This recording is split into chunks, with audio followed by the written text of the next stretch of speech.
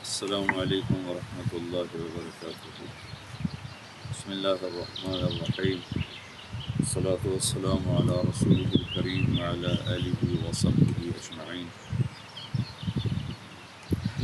اس وقت میں اٹلی کے شہر بلزانو کے پاس ایک چھوٹا سا قصبہ ہے، وہاں پہنچا ہوا ہوں۔ ایک بہت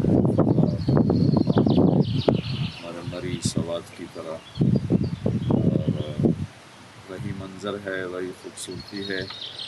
بس ان لوگوں نے اس کی حفاظت کی ہے، ہم نے اپنے پہاڑی علاقوں کی حفاظت نہیں کی۔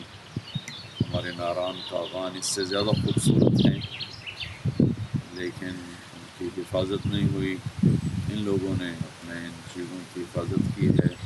یہاں بہت زیادہ سیاح آتے ہیں، اس علاقے کی بہت بڑی کمائی سیاحت ہے۔ اس سفر میں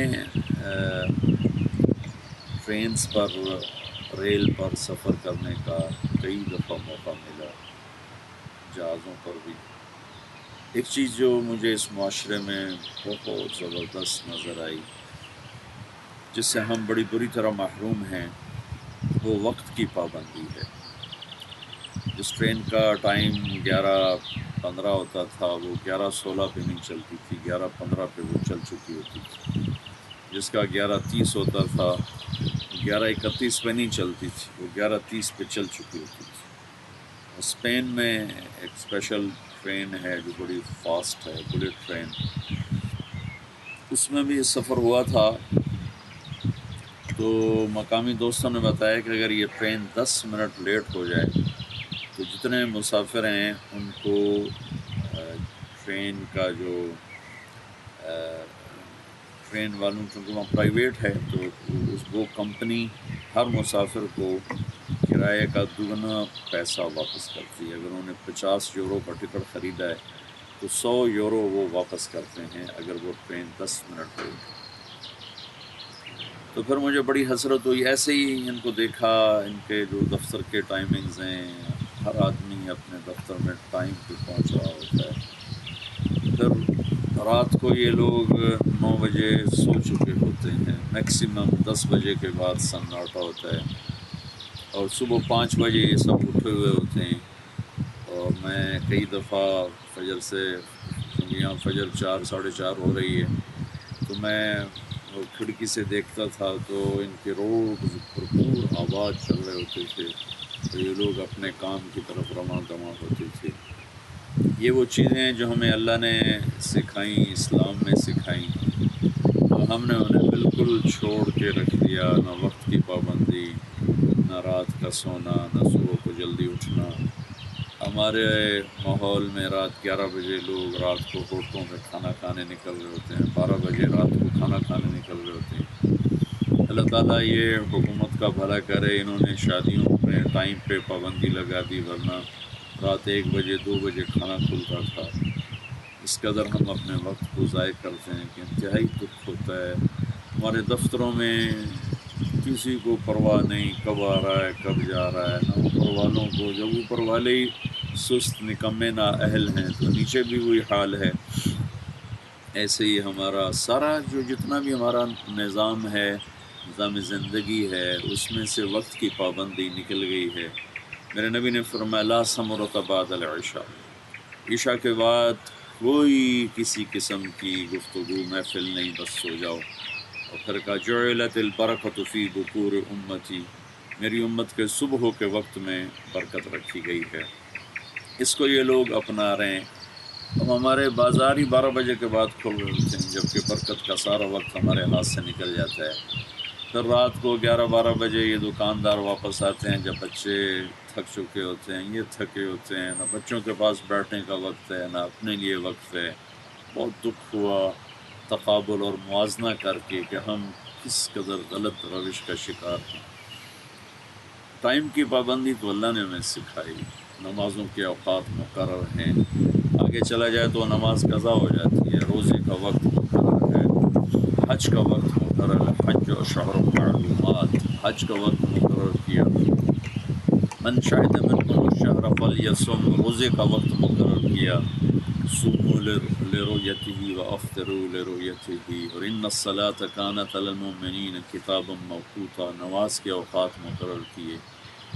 پھر جن چیزوں سے وقت بنتا ہے ان چیزوں کی قسم اٹھائی، والشمس، مجھے سورج کی قسم، وضحاها، اس کی روشنی کی قسم، والقمر اذا تلاها، مجھے ستاروں کی قسم، اور مجھے چاند، والقمر اذا تلاها، مجھے چاند کی قسم، پھر ستاروں کی قسم اٹھائی، والسماء والطارق والنجم اذا هوى ما ضل صاحبكم وما غوى، سورج، چاند، ستاروں کی گردش سے اللہ تعالیٰ ٹائم بنا رہا ہے، ان تینوں کی اللہ تعالیٰ نے قسم اٹھائی۔ پھر اوقات کی قسم اٹھائی، والضحا، مجھے چاشت کے وقت کی قسم، یہ جو اب وقت ہو رہا ہے، فجر کی قسم اٹھائی، والفجر، رات کی قسم اٹھائی، واللیل اذا یغشا، دن کی قسم اٹھائی، والنہار اذا تجلی، عصر کے وقت کی قسم اٹھائی، والعصر ان الانسان لفی خسر، پھر صبح کی قسم اٹھائی، والصبح اذا تنفس، پھر اللہ تعالیٰ نے والفجر وليال عشر والشفع والوتر واللیل اذا یسر، یہ 5 قسمیں اٹھائی ہیں 5 اوقات کے ساتھ متعلق، فجر کی قسم، 10 راتوں کی قسم، 9 کی قسم، 9 تاریخ، 9 ذوالحج کی قسم، 10 ذوالحج کی قسم، اور رات کی قسم جب وہ چلتی ہے۔ تو اوقات جن چیزوں سے بنتے ہیں ان کی قسم اٹھائی، جو اوقات وجود میں آتے ہیں ان کی الگ الگ قسم اٹھا کر اللہ نے اور اللہ کے رسول نے ہمارے اندر وقت کی قدر بٹھائی، وقت کی عظمت بٹھائی۔ لیکن حیرت ہوتی ہے کہ ہم ہی سب سے زیادہ اس وقت کو برباد کر رہے ہیں۔ ہمارے دفتروں والے الگ، تاجر الگ، زمیندار الگ، ملازم مزدور الگ، کہیں وقت کی پابندی نہیں ہے۔ وقت ہی تو سب سے بڑی دولت ہے، جو ایک دفعہ چلا جاتا ہے تو پوری کائنات مل کر 1 سیکنڈ کو واپس نہیں لا سکتی۔ وہ ہاتھوں سے نکلا ہوا کائنات زور لگا لے اسے واپس کوئی نہیں لا سکتا۔ تو ہم سب سے زیادہ اسی کو ضائع کر رہے ہیں، اور یہ لوگ اس کی قدر کر رہے ہیں، اس کی قیمت وصول کر رہے ہیں، ایک ایک منٹ کا یہ حساب رکھتے ہیں، اور ہمارے یہاں اس کا نہ کوئی حساب ہے، نہ اس کو کوئی ضروری سمجھا جاتا ہے۔ تو میں یہ گزارش کروں گا کہ اللہ تعالیٰ ہمیں وقت کی قدر کی توفیق نصیب فرمائے۔ یہ بہت قیمتی دولت ہے، اس کی قدر کی جائے۔ رات کو جلدی سونے کی عادت ڈالیں کہ بہت سی بیماریاں دیر سے کھانا، دیر سے سونے سے جنم لیتی ہیں۔ اور پھر فجر کا سورج کون دیکھتا ہے؟ 10 بجے تو لوگ اٹھتے ہیں، 11-12 بجے ناشتہ کر رہے ہوتے ہیں، 4 بجے کھانا کھاتے ہیں، پھر رات 2 بجے 12 بجے کھانا کھاتے ہیں۔ ہمارا پورا ملک بلڈ پریشر، ہارٹ، شوگر کا شکار ہو چکا ہے۔ اپنے محبوب کی زندگی کو اپنائیں، رات کو جلدی سونا سیکھیں، صبح جلدی اٹھنا سیکھیں، اور صبح یہ لوگ ورزش کر رہے ہوتے ہیں، باہر پھر رہے ہوتے ہیں، ورزش لازمی کرتے ہیں، ان کے بوڑھے بھی۔ میں کل ہی گزر رہا تھا سڑک کے قریب سے، ایک ٹریکٹر چل رہا تھا، میری ڈرائیور پہ نظر پڑی تو دھوپ نکلی تو اس نے کرتا اتارا ہوا تھا، میرے خیال میں کوئی 80-85 سال کا بوڑھا تھا جو ٹریکٹر چلا رہا تھا، کھال اس کی لٹکی ہوئی تھی اور اس کی چھاتیاں ڈھیلی پڑی تھیں، لیکن ویسی چستی سے بیٹھا تھا کہ ہمارا 30 سال کا جوان بھی اتنی چستی سے نہیں بیٹھ سکتا۔